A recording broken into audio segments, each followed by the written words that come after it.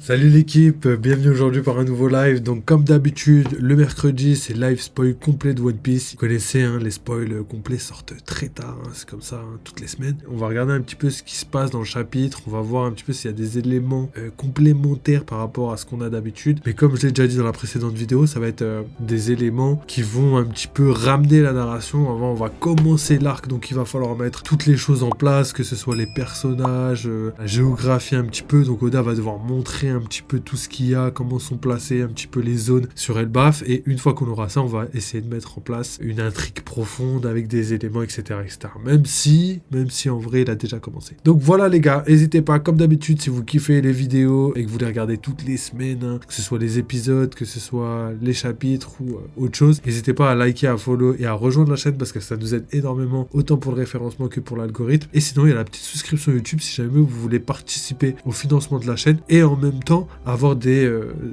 avantages exclusifs. Donc n'hésitez pas les gars. Sinon il y a le petit Discord, le petit Twitter, et vous allez voir que sur Discord il y a pas mal de choses. C'est là-bas où justement on a tous les spoils, etc. Donc let's go les gars, je pense qu'on patiente pas plus longtemps. Voilà donc les fameux spoils. J'ai des trucs à dire, mais on va voir ce qu'il en découle. Vous allez voir un petit peu ce qu'on peut avoir dans ce chapitre, toutes les informations qu'on peut avoir. Donc let's go. Juste avant de commencer, je vous montre un petit peu le Discord. Donc let's go, vous avez vu, il y a plein de salons, il y a tous les réseaux si jamais vous voulez suivre toutes les sorties sur chaque réseau. Vous avez aussi l'onglet général avec plein de salons différents. Ici dans One Piece en direct, vous avez tout ce qui se passe en direct de One Piece, c'est pas les informations d'avant, c'est tout ce qui se passe à l'heure actuelle. Il y a eu des infos sur live action, il y a eu plein de trucs les gars, donc n'hésitez pas à aller voir. Ici vous avez toutes les mini-aventures de Luffy, comme ça au moins, de Luffy, dans One Piece en tout cas, comme ça vous pouvez avoir toutes les informations. Et ici vous avez l'onglet encyclopédie qui répertorie pas mal d'informations, et j'en rajouterai encore et encore. Et là c'est le fameux onglet où on peut discuter, vous pouvez créer vos salons, etc. Partager vos théories, discuter de One Piece si jamais l'envie vous prend. Donc voilà, je pense qu'on a fait le tour pour l'instant, il y a plein d'autres salons,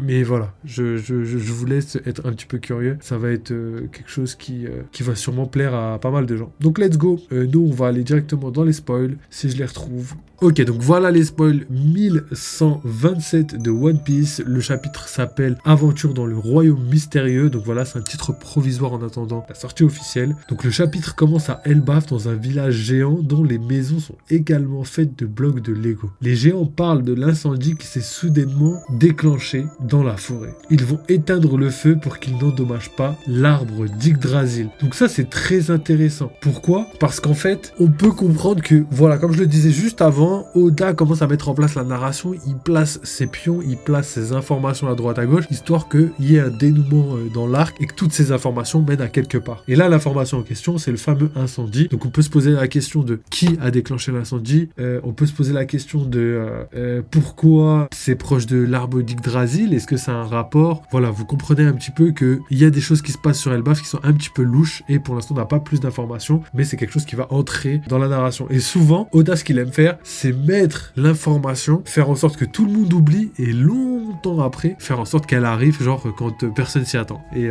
voilà, donc ça va être une information qu'il faut garder en tête, parce que voilà, on va tous l'oublier jusqu'au moment où on va dire, mais en fait c'est logique, c'était là depuis le début.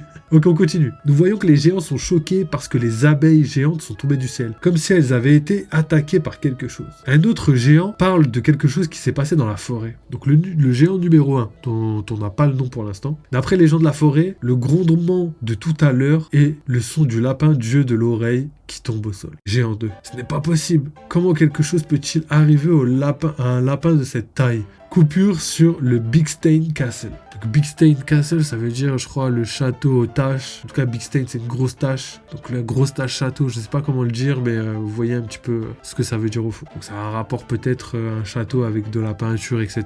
Et vu que c'est des Lego, ça doit être multicolore, donc ça doit faire un petit peu de tache dans le... Je sais pas où est le jeu de mots, mais vous avez compris ce qu'ils veulent dire. Donc le château en Lego où se trouve Nami, tout le château est fait de blocs de Lego, même les plantes qui l'entourent. Il semble que le château soit situé quelque part à Elbaf, puisque nous pouvons voir l'Yggdrasil, un arbre massif loin du château. Donc voilà, et l'arbre ressemble à ça. Donc voilà, on a une petite image si jamais vous voulez voir. Donc en vrai, je trouve ça plutôt pas mal, parce que ça rentre exactement dans tout ce qu'on a dit par rapport à la mythologie, ça rentre dans tout. Et l'Yggdrasil, du coup, c'est bel et bien l'arbre de la mythologie nordique qui a vraiment été intégré dans One Piece. On l'appelle pas l'arbre d'Adam. Donc, est-ce que c'est lié, ou est-ce que l'arbre d'Adam et Yggdrasil sont bel et bien deux choses complètement différentes ? On va voir, mais en tout cas, ce qui est sûr, c'est que les géants appellent cet arbre l'arbre d'Yggdrasil. On continue, on peut voir que Nami a vaincu une abeille géante grâce à l'attaque de Zeus. Zeus demande à Nami où ils sont. Nami, en larmes, répond qu'elle ne sait pas. La dernière chose dont elle se souvient, c'est qu'ils étaient sur le bateau des géants. Du coup, Nami qui pleure dit « Quelqu'un, aidez-moi, Luffy, Zoro, Sanji-kun. Je prendrai même Usopp à ce stade. Est-ce que j'ai perdu la tête? Je ne me souviens pas m'être changé non plus. Et où est cet endroit? Suis-je dans un rêve ?»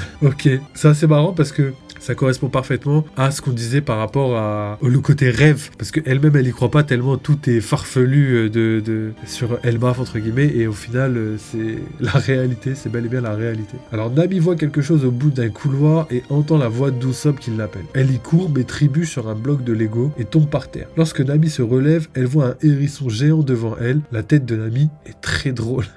Donc ouais, ça doit être une tête flippée un petit peu à la NR à l'ancienne, tu vois. Donc je vois bien un petit peu Oda profiter de ça, comme Kizaru qui était comme ça aussi. Et du coup là, ce qu'on peut comprendre, c'est que Elbaf, quand on dit que c'est l'île des géants, c'est vraiment l'île des géants. Si d'ailleurs, je sais pas si je vous ai déjà dit, il me semble que oui, il y a très longtemps, en tout cas c'est sûr. Little Garden, on l'appelait comme ça parce que par rapport aux habitants qui vivent sur cette île, l'île a l'air d'être un petit jardin. C'est pour ça qu'on l'appelle Little Garden. Et du coup, ça montre à quel point cette signification est réelle dans le sens où c'était des géants qui vivaient là, entre guillemets, mais il y avait aussi tout le côté dinosaure et tout, qui étaient des bêtes gigantesques. Et pourtant, quand on arrive là-bas, tout est bel et bien plus gigantesque qu'à Little Garden. Donc ça nous montre vraiment la différence de taille. Et ensuite, les géants eux-mêmes ont dit que le lapin, le dieu des lapins, le dieu de l'oreille, le dieu des grandes oreilles, et ben lui-même était gigantesque. Donc ça se peut que même les géants soient pas les bêtes les plus grosses et que tout soit fait à l'envers. C'est-à-dire que les géants sont géants, mais que les arbres soient bien plus grands que les géants, que bon après ça c'est logique, mais en tout cas que tout le reste soit vraiment très très grand. C'est-à-dire que j'y vois même par exemple des abeilles qui par exemple sont bien plus grosses que la tête d'un géant, alors que si on rapporte par rapport à notre échelle à nous, une abeille c'est tout petit, c'est comme as, tu vois, pas la taille d'une tête de géant. Pourtant là je pense que ça pourrait être le cas. Et ça me fait penser un petit peu à l'époque carbonifère,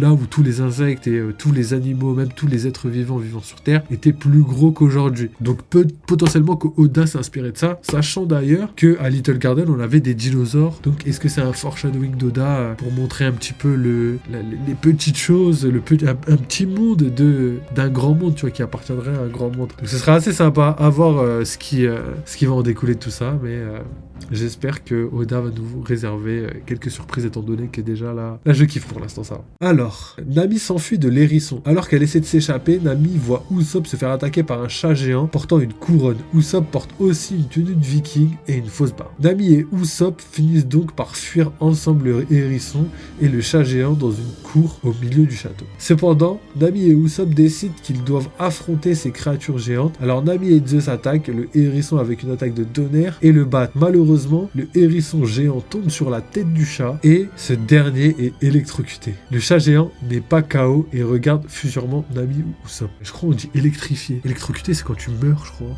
Du coup, vu qu'il est pas KO, il est pas bon. Je fais le tatillon, tu sais les mecs un peu là sur Twitter là qui te corrigent toutes les fautes d'orthographe. Là j'ai fait mon mec abject. Mais il me semble que c'est électrifié. Après ça se trouve c'est moi qui me trompe. Ok, donc on continue, le chat géant n'est pas KO, il regarde fusionnellement Nami. Usopp, Nami dit, j'ai un mauvais pressentiment. Usopp, pareil. Alors qu'il s'enfuit à nouveau, Nami demande à Usopp s'il a plus d'informations sur ce qui leur est arrivé.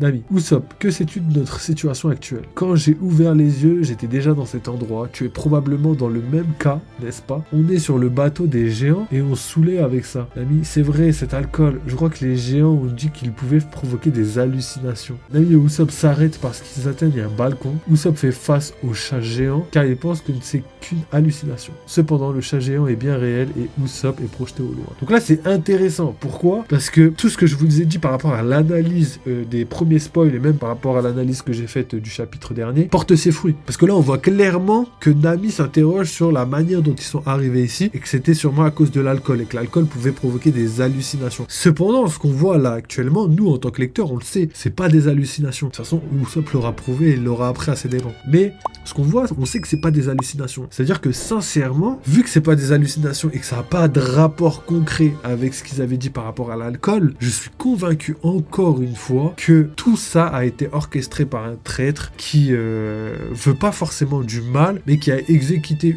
une mission pour certaines personnes. Le problème, c'est que pour l'instant, on n'a aucune information de ces personnes. Ils ne se sont toujours pas manifestés dans le chapitre. Donc, on se demande un petit peu où va la narration. Mais moi, je vais pas être déçu, je pense. J'ai trop hâte. Gapadele qui vient d'arriver. Wesh, mon ref, ça va quoi? Wesh, les mouches sous bébé MDR. Donc voilà, la petite phrase de Gapadele d'introduction. Vous l'avez, les gars. Ensuite, quand on voit ça, juste pour terminer avec ce que j'ai dit, je pense sincèrement, les gars, que on a devant nous potentiellement des révélations par rapport aux hallucinations, par rapport aux responsables du fait qu'ils ne se souviennent de rien. En plus, le pire, c'est que Nami et Usopp eux-mêmes s'interrogent sur les raisons pour lesquelles ils sont là, et en plus de ça, ils comprennent que ça n'a pas de rapport par rapport à ce qu'ils ont dit. Là, ils voient que c'est pas des hallucinations, donc pour l'instant, tout se passe comme prévu, j'ai trop hâte. Je dirais pas le mot comme Voldemort, faut pas prononcer son nom. Et bah là, c'est pareil, le mot là. Commence par théorie, je dirais pas. Mais vous avez capté, les gars. On est bien sur la bonne route. On est sur la bonne voie, les gars. Ensuite, Nami et le chat géant tombent ensemble du balcon dans l'arrière-cour du château où se trouve Usopp après l'attaque du chat géant. Soudain, le chat géant se transforme en lion géant et les attaque une nouvelle fois. Attends, par contre, il y a un truc que j'ai pas compris. C'est que le chat géant est bien réel. Usopp est projeté au loin. Ok. Nami et le chat géant tombent ensemble du balcon dans l'arrière-cour du château où se trouve... Ok, pardon. Donc tout se passe... Ça, on a tout compris. Donc le chat géant se transforme en lion géant et les attaque une nouvelle fois. Nami pleure en utilisant Usopp comme bouclier. Du coup, MDR, tout se passe comme d'habitude, on connaît Nami. Mais au dernier moment, 3 personnes arrivent. Sanji, pour le crime d'avoir fait pleurer ma bien-aimée, tu mérites la mort. Ifrit Jumbe et Paul Strike. Luffy Gearfort, Gomu Gomu no Elephanto Wipe, Zoro Sentoryu, Kokuju Otatsumaki, style à 3 épées, Dragon Twister, donc c'est la fameuse attaque de la tornade de Zoro. Nami et Usopp crient, et dans une double page incroyable, Luffy, Zoro, Sanji apparaissent en train de faire une attaque combinée pour vaincre le lion qui redevient un chat quand il est vaincu. Donc ça a bel et bien l'air d'un lion qui a mangé un fruit du démon, enfin plutôt un chat qui a mangé le fruit du démon d'un lion. Donc la double page est presque la même que celle du chapitre 162 où Luffy, Zoro, Sanji ont vaincu un lézard de Sandora. Du coup c'est pas Sandora là, c'est un lézard du désert. Enfin je sais pas, je pense qu'ils se sont trompés parce que ça c'était Alabasta, mais c'est pas grave. Ils utilisent la même nouvelle version des mêmes attaques. Ok, donc voilà, l'attaque combinée c'est celle-ci et du coup on a vraiment la même page entre guillemets. Donc Oda adore faire ça, c'était parallèle sur le long terme, donc il aime bien faire ça. Et au final ils font la même attaque, sauf que c'est bien plus puissant, tu vois. Donc là, on voit bien Tatsumaki, Gomugo no Muchi et Épaule Shoot. Donc là, c'est Strike, je crois, Épaule Strike. Vous avez capté une évolution des attaques pour montrer un petit peu le glow-up de l'équipage par rapport aux précédentes scènes dans One Piece. Donc, trop bien. Qu'on continue. Luffy, Zoro et Sanji portent des tenues et des capes de viking. Luffy porte un casque avec de longues cornes et une hache sur le dos. Zoro a un masque sur les yeux. On dirait des lunettes de ski. Et Sanji a une épée sur le dos, comme Nami. Zoro, il se transforme en chat maintenant? Sanji, Nami-san, j'ai été tellement inquiet. Nami, Sanji, j'ai eu tellement peur. Usopp est même mort. Usopp qui dit, je suis vivant. Je me vengerai pour m'avoir utilisé comme bouclier.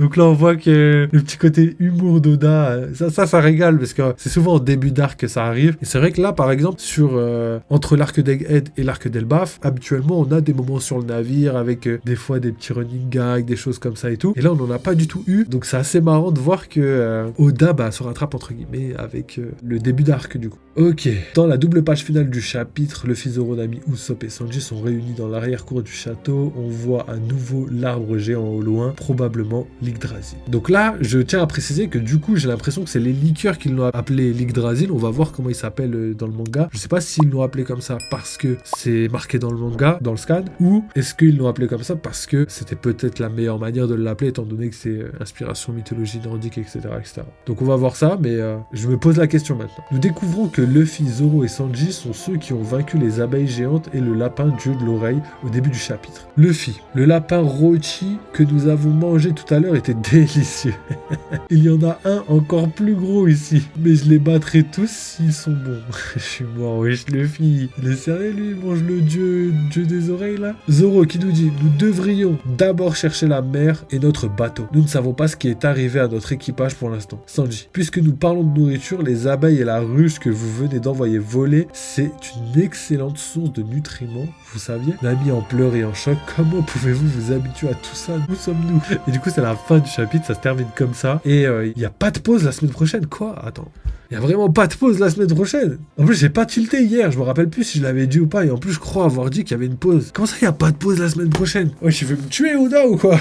Tu veux pas que j'ai une semaine de repos, quoi? Ah ouais, non, là, c'est ouf, les gars, ça veut dire la semaine prochaine. Il y a encore un chapitre, je crois que ça fait 5 ans au moins, peut-être 6 ans, que j'ai pas vu 4 chapitres d'affilée. Là, je suis abasourdi. Je sais pas ce qui lui est arrivé à Oda, mais il a l'air plus en forme que jamais. On dirait qu'il est pressé de terminer le manga. Et il a raison d'un côté, parce que voilà, ça fait quand même bientôt 30 ans. Mais d'un côté, je me dis, wesh, c'est vrai que le manga, il se finit dans 3 ans. Si One Piece finit à ses 30 ans, genre. Ça m'étonnerait, même si ça doit être ses objectifs. Mais c'est une dinguerie. Wesh, c'est une dinguerie. Il n'y a pas de pause, les gars, la semaine prochaine. Ouais, je vais péter les plombs. Ou peut-être c'est une feinte et qu'il y a une pause. Donc, 4 chapitres d'affilée. Je vais pas dire c'est du jamais vu, mais ou c'est moi, je me trompe et qu'il n'y a pas 4 chapitres. Mais là, je suis vraiment abasourdi. Je suis vraiment choqué, les gars. Donc, voilà, en tout cas, pour la première partie, j'ai kiffé le petit chapitre. Donc voilà, chapitre de début, d'introduction. C'est vraiment cool. C'est vraiment pas mal au niveau de la narration parce que voilà, on a plein d'informations qui tombent, mais il va falloir prendre les plus importantes, les classer et les garder pour la suite de la narration. Donc pour résumer, il y a un incendie qui a été déclenché. Donc est-ce que c'est Luffy? Il y a moyen parce qu'ils ont cuit le lapin. Donc ça se peut que ce soit eux. Il y a aussi eu un combat au début. Il y a aussi 2 géants qui discutaient au début de l'arc qui vont avoir une importance. Je pense que Oda n'a pas pris 2 géants random, mais plutôt 2 géants qui vont avoir de l'intérêt pour la suite de l'histoire. Et sûrement qu'ils vont se rencontrer dans le prochain chapitre, étant donné que voilà, ils sont proches un petit peu de Luffy, etc., etc. Ensuite, il y a aussi tout le côté Lego, etc. Même les plantes ont été transformées en Lego. Ça me rappelle un petit peu une meuf qui était dans l'équipage de Don Quijote do Flamingo, donc dans la Don Quichotte Family. Il y avait une meuf qui avait le pouvoir un petit peu de Picasso, qui était capable de faire de l'art et de tout transformer. Elle a transformé le Sunny, elle a transformé même les humains. Et là, ça ressemble un petit peu à la même gamme, on va dire, de fruits du démon, parce que voilà, les plantes ont été transformées, le château a été transformé, les liqueurs ont bien spécifié que les plantes à l'extérieur du château ont été transformées, donc ça ressemble parfaitement à un pouvoir de fruits du démon. Donc voilà, on va voir un petit peu ce qui se passe dans le prochain chapitre. Même dans ce chapitre, je sais pas si on va avoir des infos concrètes, mais en tout cas, je sais où on va en tout cas pour l'instant. Donc voilà, théorie sur le bon chemin. Théorie sur le bon chemin. Attends, je vais dire des trucs comme ça, on va s'amuser les gars. Je suis mort. Donc voilà, et après, les dernières infos, tout simplement l'arbre géant qui est en fond depuis le début du chapitre, qui pour moi sera la pierre angulaire de tout Elbaf. Donc voilà, je pense que j'en ai fini pour cette première partie de vidéo. J'ai trouvé ça hyper cool. J'ai trop hâte qu'on voie demain le chapitre. Et sinon, comme d'habitude, les gars, ça va être live gaming vendredi, live horreur samedi et dimanche live épisode de One Piece avec potentiellement dégustation. Et après, on recommence pour une nouvelle semaine. D'ailleurs, pas de pause la semaine prochaine. Donc, on va taffer encore, les gars. Donc voilà, c'est bien, c'est cool, c'est parfait. Je pense que je vais finir sur ça. Et je voulais juste dire un truc, les gars. Si jamais vous kiffez, les gars, n'hésitez pas à soutenir, à envoyer de la support, à venir sur le Discord, le Twitter, ou même si vous voulez participer financièrement, il y a la petite souscription qui vous permet d'avoir du contenu exclusif. D'ailleurs, demain ou après-demain, je mettrai une nouvelle vidéo spécialement que pour les membres. Donc voilà, encore du contenu pour les membres. Donc les gars, voilà, si vous voulez soutenir, il y a du taf de partout. On taffe partout, les gars. Donc voilà, je vous mettrai la partie 2 juste là-haut, les gars. Comme ça, au moins, vous pourrez avoir la suite de tout ce qu'on dit par rapport à ça. Donc voilà, les gars. N'oubliez pas, vive les jeux vidéo, vive One Piece. Merci à la team YouTube, merci pour tous vos commentaires. Et merci aussi à Gapanel, parce que j'ai vu sur YouTube, ça y va, ça envoie. Je suis mort, ça me fait péter les plombs, ça me fait trop rire. Donc voilà, les gars, bonne soirée à vous.